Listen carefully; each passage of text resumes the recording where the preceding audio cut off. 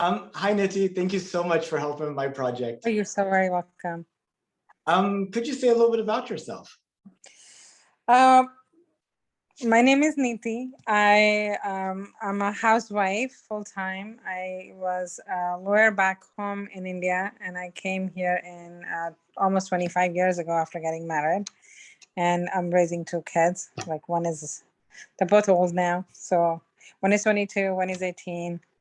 That's just me.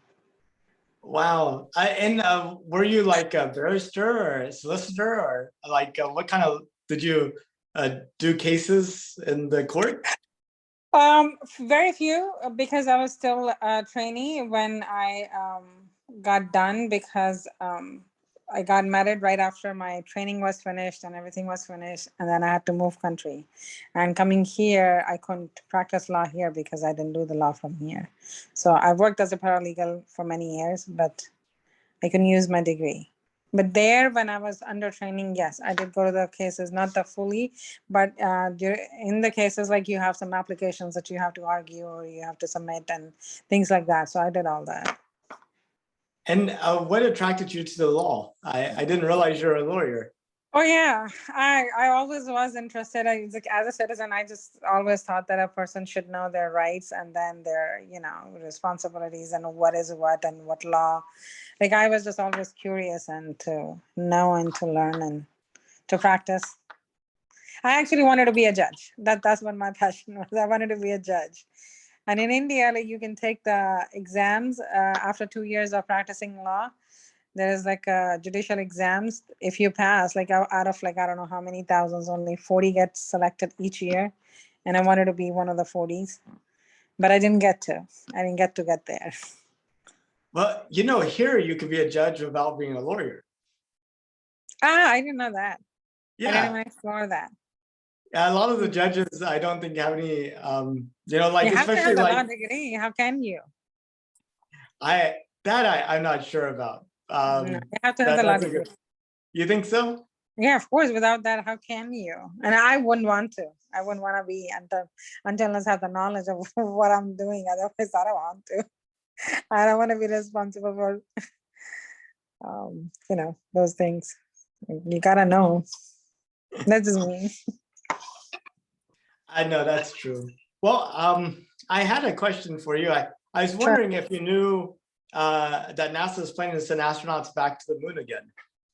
Yes, I just understood that. I kind of knew, but I didn't know exactly. But yes. What do you think about it? What do I think about it? It's a good question. I don't know actually. It's pretty neat.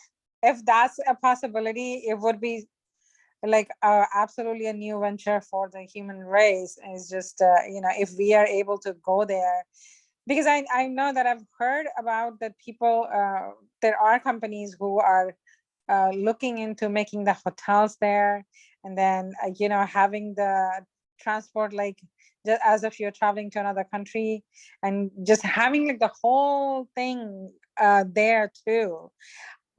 But as of today, it seems like I don't know if it's possible or not, but you just never know. What future holds, you don't know. There's like so many changes have happened from past till now, which we couldn't imagine at that time, but it has happened. We have progressed so much from 18th century, 17th century, so many things like that. Even in our time, like the phones and all these things that we are able to do now, it's like, oh, 25 years ago, 30 years ago, we didn't even know that it's possible. So anything is possible. Yeah, it's funny. I recently went to the Thomas Edison Museum in West Orange, New Jersey, and to think like before, I think it was like 1880 or 1890. There had never been a technology to record and play back sound. And can you imagine? I mean, we used to train like stenographers in shorthand to be able to write quick enough. And I bet you there's nobody alive today that could do what they did back then. No, probably not. Because I remember when I was going in school, like we had to go and do the typewriting classes so that we can learn how to type a letter on a typewriter. And there is another language of shorthand, like where you go work as a secretary or in the lawyer's office, like they are dictating and then you're just writing, scribbling very quickly. So that language, I don't know if anybody learns it now. It used to call shorthand. And now I don't know if anybody knows that. I don't know that. I never learned.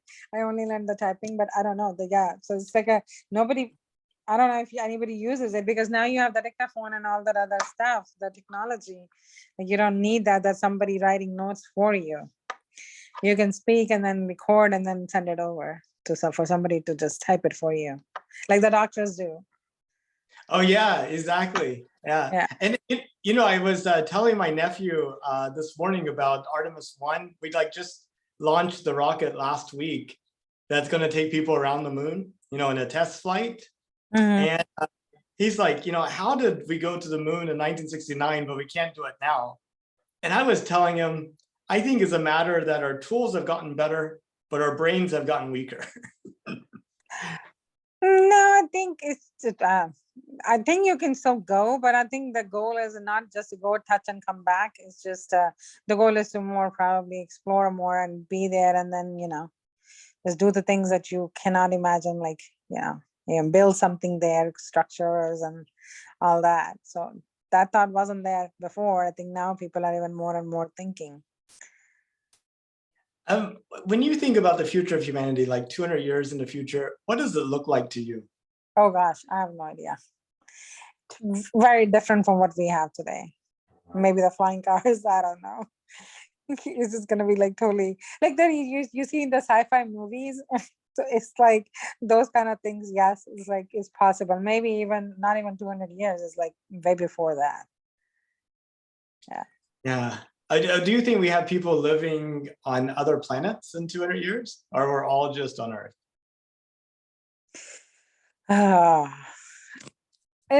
I don't know. I don't know if it's a possibility or not.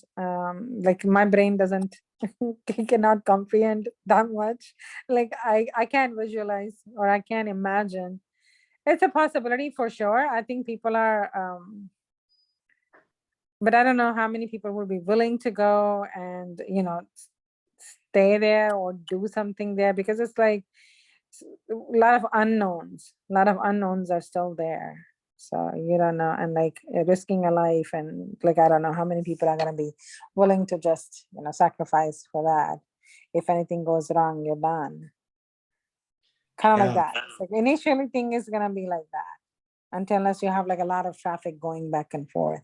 Like you have a lot of vehicles going back and forth. Then it's still like, if something happens, you have a way to come back. Right now, there is no way to come back. Like if something happens, you're done. You're gone. Yeah. Well, would you take a trip to space if you could? Oh, obviously, of course. I sure will. Like just in orbit? Would you go to the moon? Would you immigrate to Mars? No, I would not immigrate to Mars at all. If it was a possibility, I would not. But maybe the moon? No, I would not immigrate anywhere. I'm happy here. I don't want to go anywhere. But just to visit for a week, maybe. Yeah, maybe to the moon, not the Mars. I wouldn't go to the Mars. I don't want to go to Mars. Well, Neeti, thank you so much for You're so very welcome. You're so very welcome. Well, you have a good rest of your night, and thank you again. Thank you so much. Bye-bye. All right, bye-bye.